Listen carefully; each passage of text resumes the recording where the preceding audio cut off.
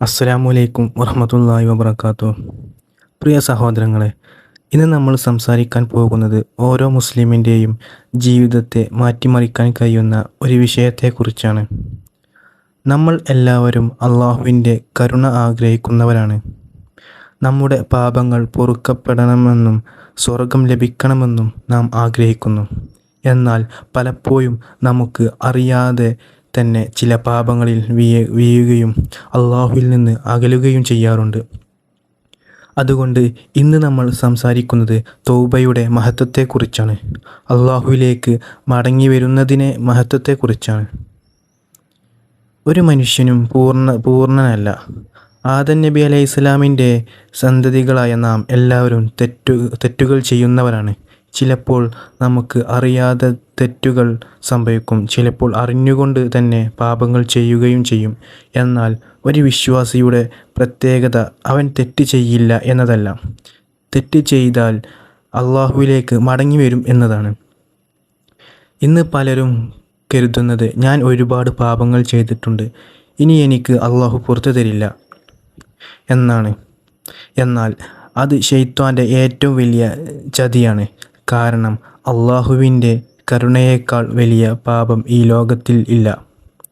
ഒരു മനുഷ്യൻ ജീവിതകാലം മുഴുവൻ പാപം ചെയ്താലും ആത്മാർത്ഥമായി അള്ളാഹുവിലേക്ക് മടങ്ങിയാൽ അള്ളാഹു അവനെ സ്വീകരിക്കുകയും അള്ളാഹു ഖുർആനിൽ തൻ്റെ ദാസന്മാരോട് പറയുന്നു, നിങ്ങൾ അള്ളാഹുവിൻ്റെ കരുണയിൽ നിന്ന് നിരാശരാകരുത്.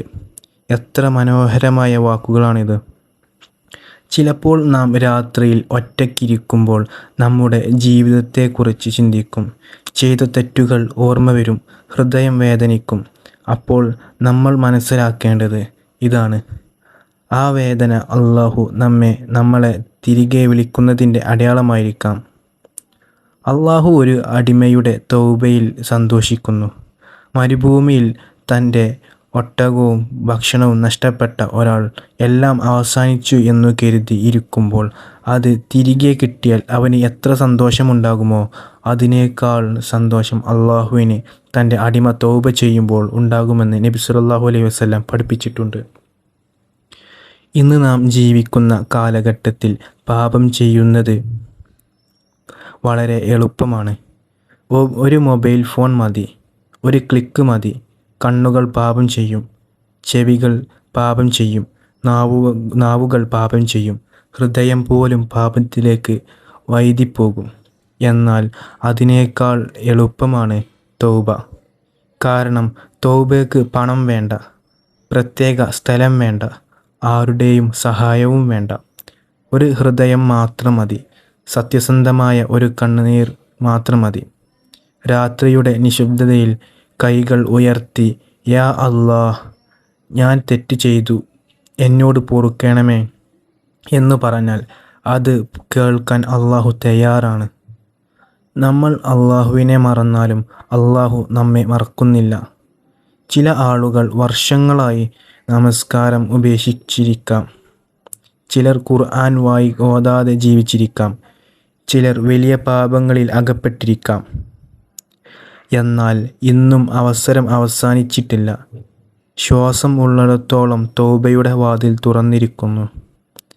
മരണത്തിൻ്റെ മലക്ക് വന്ന് നിൽക്കുന്നതിന് മുമ്പ്, സൂര്യൻ പടിഞ്ഞാറ് നിന്ന് ഉദിക്കുന്നതിന് മുമ്പ് അള്ളാഹുവിൻ്റെ അടുക്കലേക്ക് മടങ്ങി വരാൻ ഓരോരുത്തർക്കും അവസരമുണ്ട്. ചിന്തിച്ചു നോക്കൂ, ഇന്ന് രാത്രി നമുക്ക് ഉറങ്ങാൻ കഴിഞ്ഞാലും നാളെ രാവിലെ എഴുന്നേൽക്കും എന്നതിന് എന്തുറപ്പാണ് ഉള്ളത്? എത്ര ആളുകളാണ് ഇന്നലെ നമ്മോടൊപ്പം സംസാരിച്ചത്, ഇന്ന് അവർ ഈ ലോകത്തില്ല. അതിനാൽ നാളെ മുതൽ അല്ല, അടുത്ത മാസം മുതൽ അല്ല, വാർദ്ധക്യത്തിൽ അല്ല, ഇന്നു തന്നെ അള്ളാഹുവിലേക്ക് മടങ്ങണം. കാരണം നമുക്ക് ലഭിച്ചിരിക്കുന്ന ഏറ്റവും വലിയ അനുഗ്രഹം സമയം തന്നെയാണ്. അത് അവസാനിക്കുന്നതിന് മുമ്പ് നാം തയ്യാറാകണം. അള്ളാഹുവിൻ്റെ കരുണ വളരെ വിശാലമാണ്. നമ്മൾ ഒരു ചുവട് അള്ളാഹുവിലേക്ക് വെച്ചാൽ അള്ളാഹു നമ്മളിലേക്ക് കൂടുതൽ അടുത്തു വരും. നമ്മൾ അവനെ ഓർത്താൽ അവൻ നമ്മെ ഓർക്കും. നമ്മൾ അവനോട് പ്രാർത്ഥിച്ചാൽ അവൻ കേൾക്കും. അതുകൊണ്ട് സഹോദരങ്ങളെ, ഇന്ന് തന്നെ ഒരു തീരുമാനമെടുക്കുക. നമസ്കാരം കൃത്യമായി നിർവഹിക്കാം. ഖുർആൻ ഓതാൻ തുടങ്ങണം. പാപങ്ങളിൽ നിന്ന് അകന്നു നിൽക്കണം. അള്ളാഹുവിനോട് ആത്മാർത്ഥമായി തൗബ ചെയ്യണം.